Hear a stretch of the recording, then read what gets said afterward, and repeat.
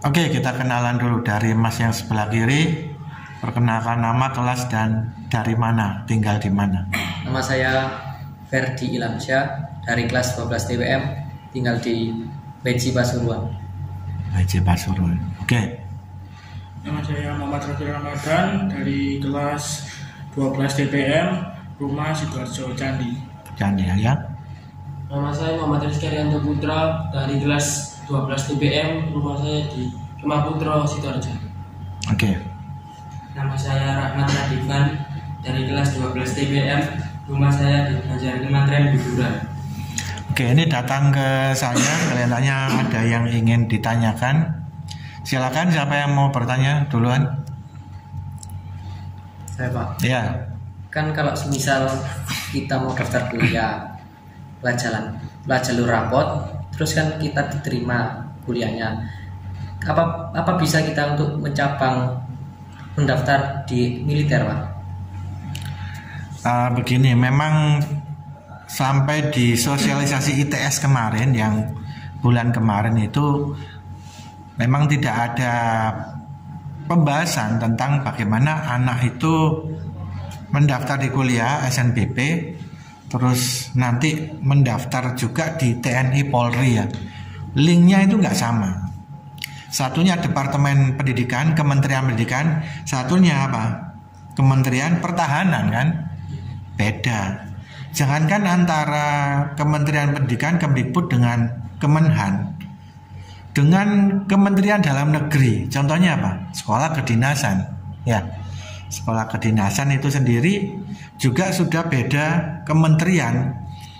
Itu mau disinkronisasikan linknya itu ya kelihatannya hanya berupa wacana dan tidak bisa artinya itu beda urusan.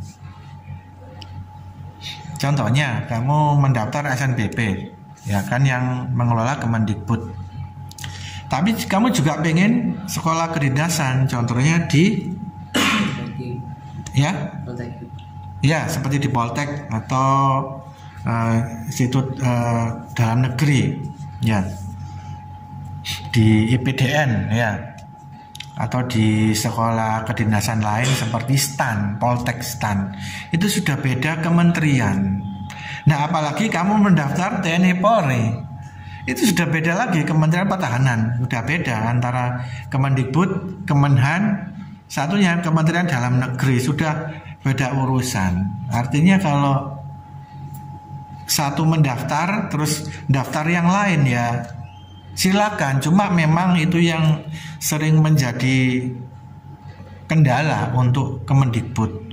Sudah diterima daftar kuliah, ternyata daftar di Poltek STAN, sudah daftar di SNBP, dulu SNMPTN, ternyata daftar TNI Polri, padahal sudah diterima. Nah itu buat mereka itu cukup merepotkan, karena apa? Sudah diterima, sudah dapat pagu, sudah dapat kuota, sudah dapat kursi, ternyata nggak diambil. Ya itu kata mereka ya memang sudah, kalau diterima nggak diambil ya mereka sudah menghabiskan biaya sendiri.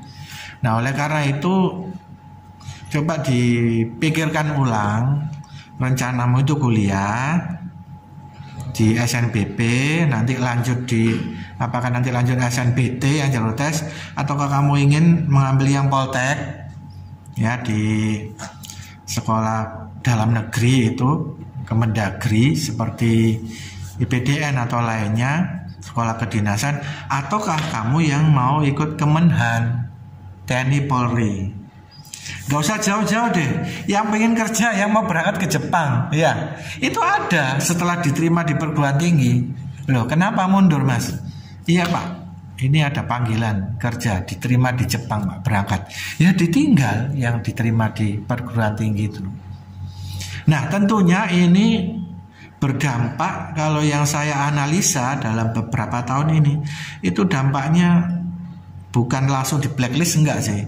Kadang datang surat peringatan itu ada.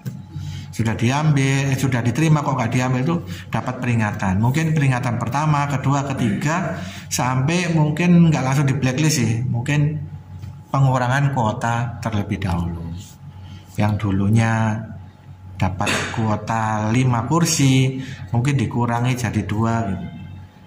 Jadi itu Mas, bisa mendaftar lintas kementerian itu bisa.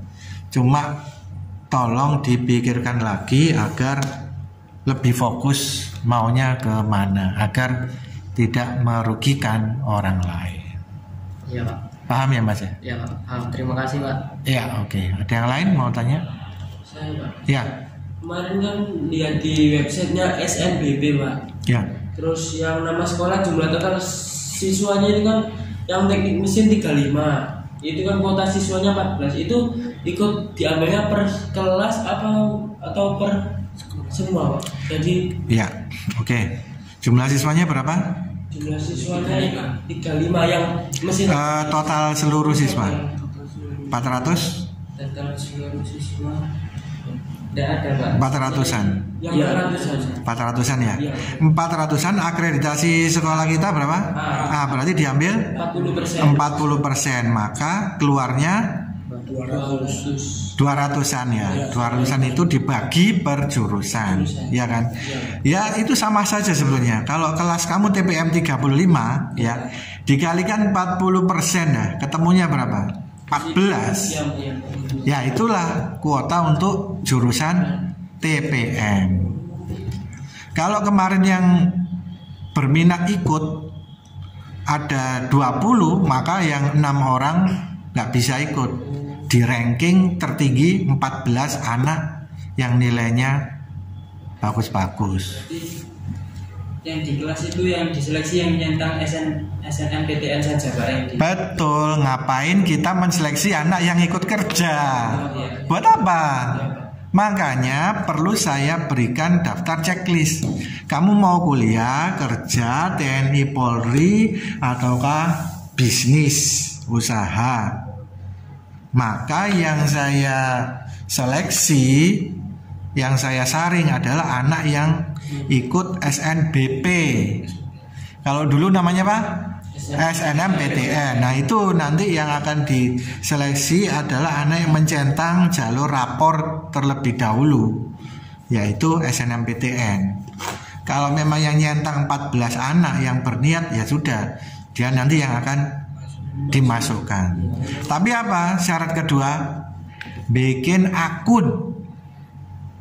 Percuma kalau kamu masuk ranking 14 besar tetapi tidak buat akun. Sekarang udah zamannya online, daftar online, pengumumannya nanti online, daftar ulang online lagi, berkas-berkas diupload online. Sudah nggak zamannya lagi gurunya yang nganterkan ijazah, rapor ke sana, enggak. Semuanya serba online. Keuntungannya kamu bisa mendaftar di lintas provinsi. Kamu mau mendaftar di ITB, di Jawa Barat atau di Bali ya, silakan. Cuma karena online itu kamu harus punya akun. Jangan sampai kejadian seperti kakak kelas kamu kemarin. Masuk ranking 14 besar dari 35 anak, tapi WA saya nggak pernah dibaca. Saya posting di grup, segera bikin akun. Nggak tahu dia mungkin sibuk bisnis apalah saya nggak tahu. Ternyata hingga hari H dia tidak bikin akun. Maka ya meskipun dia masuk 14 besar, nggak buat akun, ya nggak bisa online, nggak bisa daftar. Akhirnya secara otomatis dia terdepak, dibuang, digantikan anak lain yang nilainya masuk 14 besar dan sudah buat akun. Itu. Jadi urutannya yang pertama, anak ini harus menyatakan ikut SNMPTN atau SNBP. Yang kedua membuat akun. Itu mandiri Pak ya Pak. Iya. Kan passwordnya kamu yang nyimpen. Nggak mungkin saya buatkan. Masa password pribadi dikasihkan orang? Enggak, kamu sendiri itu tanggung jawabmu. Harus hati-hati. Jangan sampai passwordnya lupa. Jangan bikin password yang alay, yang sulit diingat. Ya. Kalau untuk siswa yang tidak menyentang itu apakah termasuk dalam 14 siswa itu? Tidak. Oh tidak. Dia kan berarti milik kerja. Kalau sebelumnya milik kerja, terus kalau pas gini mau pengen kuliah Tidak bisa, karena bolak-balik sudah saya share, bolak-balik saya sudah masuk kelas kamu. Ikut tidak SNBP, ikut nggak jalur rapot? Kan terakhir sudah saya share ya di grup ya, fix kan ya. Saya tulis fix ya, bahkan saya share kelas lain juga satu file PDF. Nah, maka yang nyentang itu yang akan saya daftarkan. Kalau dia nggak nyentang ya sudah, berarti nggak akan saya seleksi di siswa ranking eligible. Jangan karena sudah mepet-mepet minta mendaftar ya. Kasihan yang daftarkan nanti kerepotan. Ternyata apa? Pak, saya sudah daftar duluan Pak. Gara-gara anak ini daftar, ranking saya kegeser. Kalau sudah kegeser dia nggak masuk, padahal dia sudah duluan. Percuma juga dia daftar awal, tapi nanti akunnya nggak bikin. Makanya syaratnya itu 3 tadi.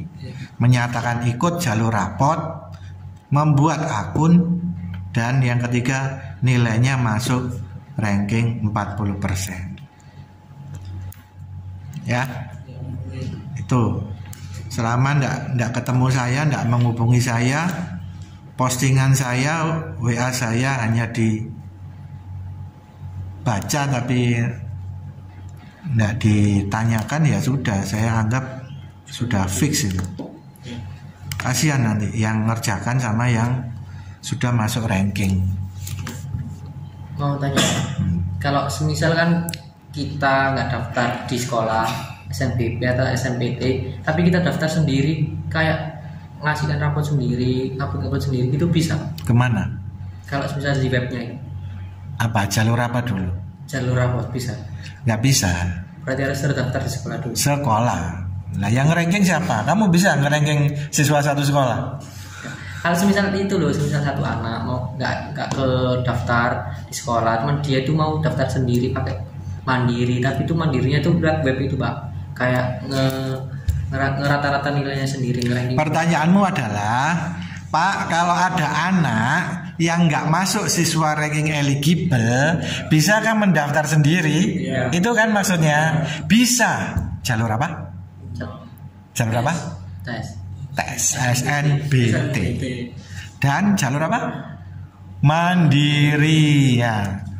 Jadi kesempatan kamu untuk jalur raport itu di kelas 12, yaitu jalur SNBP, prestasi jalur raport. Nanti apakah yang anak yang nggak lolos jalur raport setelah lulus bisa ikut? Insya Allah bisa. Apa jalur apa? Tes. SNBT lagi. Anak diberi kesempatan 3 kali seumur hidup untuk mengikuti jalur tes. Yang pertama saat kelas 12, saat dia nggak lolos jalur rapor. Yang kedua tahun depannya, ketiga tahun depannya lagi. Ya, 3 kali.